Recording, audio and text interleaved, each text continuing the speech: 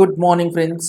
GST platform के YouTube channel में आप सभी का स्वागत है। जी हाँ फ्रेंड्स, जीएसटी के अंदर एमनेस्टी स्कीम जो है उसकी डेट एक्सटेंशन होने के बाद काफ़ी सारे लोगों की एक क्वेरी जो है वो आ रही है कि क्या जीएसटीआर 3B की जो लेट फीस है उसमें भी कुछ हमें रिलीफ दिया गया है या नहीं, और इसके अंदर जो लेट फीस है वो किस तरीके से कैलकुलेट किया जाएगा और क्या है सिचुएशन।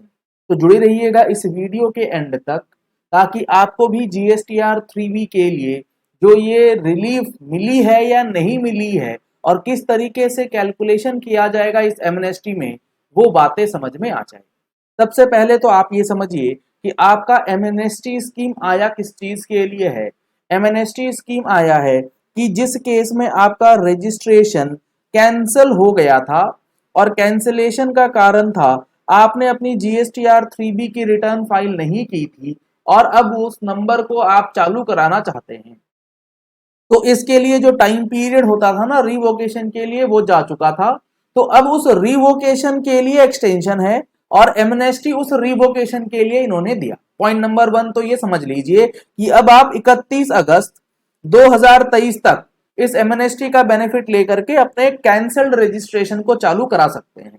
लेकिन अब सवाल फिर से वही आता है कि चालू कराने के लिए आपको पेंडिंग जीएसटीआर 3B की रिटर्न्स जो हैं वो फाइल करनी होंगी। तो इसमें लेट फीस का अमाउंट कितना लगेगा, क्या इसमें कोई वेवर है? तो आप पहली बात तो ये समझिए इसमें कोई भी वेवर नहीं। तो सर एक बार जो रैशनलाइजेशन हुआ था, जो लेट फीस में कमी करी गई थी, उसका क्या है? तो इसके लिए आप पहले बात तो ये समझ लीजिए कि जीएसटीआर 3B के अंदर जो लेट फीस लगाई जाती है वो लगाई जाती है सेक्शन 47 में। और अगर आपकी निल की रिटर्न, जी हाँ फ्रेंड्स, अगर आपकी जीएसटीआर 3B निल की है तो आपको 20 रुपए पर डे की लेट फीस लगेगी। और अगर आपकी निल रिटर्न नहीं है, आपके रिटर्न में डेटा है, तो उसमें 50 रुपए पर डे लगेगा। पॉइंट नंबर 2 आप ये समझ लीजिए, पर डे की लेट फीस 20 रुपए पर डे फॉर निल और 50 रुपए per day for non nil returns रखी गई है। अब ये 20 रुपए पर डे लगेगा और 50 रुपए पर डे लगेगा, तो इसमें मैक्सिमम लेट फीस कितनी लग सकती है? नॉर्मली जो लेट फीस लगती है वो मैक्सिमम 10,000 रुपीज तक जाएगी, यानी कि 20 रुपए पर डे लगते लगते वो चली जाएगी 10,000 तक, और 50 रुपए पर डे लगते लगते वो चली जाएगी 10,000 रुपए तक, जो भी आपका मामला बनता होगा। लेकिन ये जो मैक्सिमम कैपिंग है, ये जो 10,000 रुपीज की मैक्सिमम कैपिंग दी गई है, इसको गवर्नमेंट ने रिलैक्स किया है। और इस रिलैक्सेशन को जो गवर्नमेंट ने प्रोवाइड किया है वो कौन से टैक्स पीरियड से लागू किया जाएगा? तो इसके लिए आप समझिए, अगर आप मंथली फाइलर हैं तो आपको जून 21, यानी कि जून 21 से जो भी आप जीएसटीआर 3B फाइल करेंगे, यानी कि सबसे पहली रिटर्न जो आप अपनी जून 21 की फाइल करेंगे, उसमें आपको इसका बेनिफिट मिलेगा। रिडक्शन का अभी मैं बताऊंगा आपको। और अगर आप क्वार्टरली फाइलर थे तो आपको April to June 21, April to June 21 onwards जो ये लेट फीस का रिडक्शन है उसका बेनिफिट मिलेगा। तो अब यहां पर अगर आप मंथली फाइलर हैं तो मई 21 तक की रिटर्न में आपको कोई बेनिफिट नहीं है, ये 10,000 रुपए आपको लगेंगे ही लगेंगे। अगर आपका 20 रुपए से लग रहा है या 50 रुपए से लग रहा है, मैक्सिमम 10,000 तक जा सकता है। और अगर आप क्वार्टरली फाइलर हैं तो यहां पर आपको मार्च 21 तक के लिए ये 10,000 वाला जो टंटा है वो लग सकता है। इसकी आपको बर्दाश्त करने की क्षमता आपके अंदर होनी चाहिए। अब बात आती है कि मार्च 21 अगर क्वार्टरली फाइलर नहीं है, क्वार्टरली फाइलर हैं और मंथली फाइलर अगर हैं, तो आपको जून 21 ऑनवर्ड्स क्या रिलीफ मिलेगी? तो इसके लिए इन्होंने नोटिफिकेशन के जरिए ये बताया है कि जिनका भी जीएसटीआर 3B जाना है, कब से? जून 21 ऑनवर्ड्स।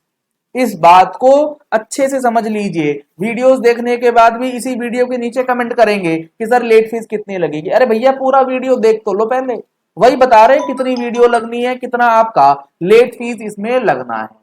वीडियो देखेंगे नहीं, कमेंट करने पहले पहुंचेंगे। पहले देखो क्या मैंने बताया। तो अब यहां पर जून 21 से किस तरीके से होगा कैलकुलेशन वो समझिए। तो इन्होंने यहां बता रखा है कि आपकी जीएसटीआर 3B के अंदर जो लेट फीस लगेगी वो लगेगी, सबसे पहला स्लैब इन्होंने दे रखा है 500 रुपए, और ये मैक्सिमम है।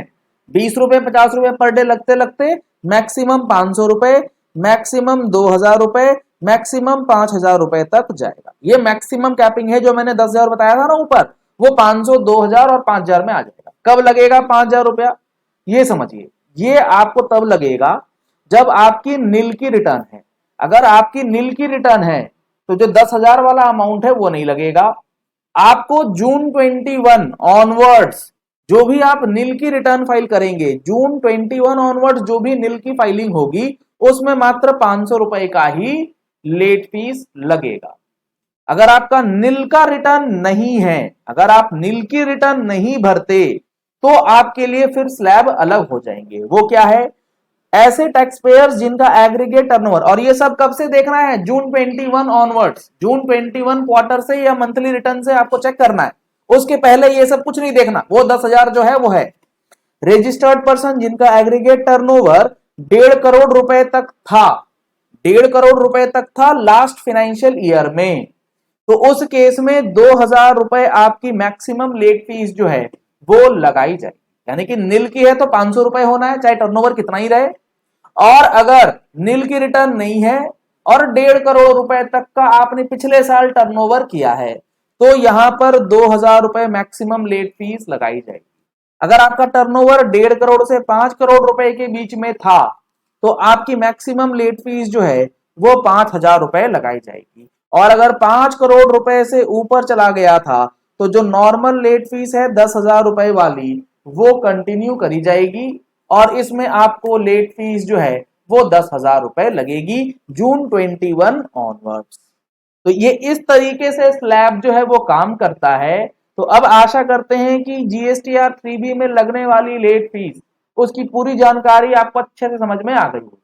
और इन्होंने जब यहां लिखा है ना कि प्रीसीडिंग फाइनेंशियल ईयर, तो इस बात को भी समझ लीजिए, जब आप जून 21 की रिटर्न भर रहे होंगे तो आपके लिए प्रीसीडिंग फाइनेंशियल ईयर कौन सा होगा, वो होगा अप्रैल 20 से लेके मार्च 21 का।